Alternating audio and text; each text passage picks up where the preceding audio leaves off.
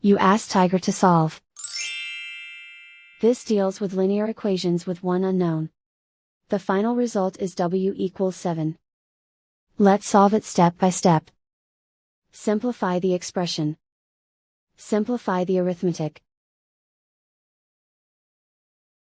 Swap sides.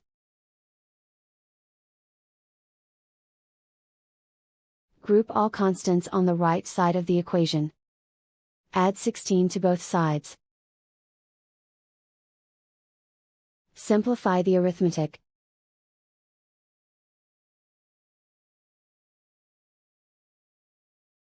Isolate the w. Divide both sides by -8. Cancel out the negatives.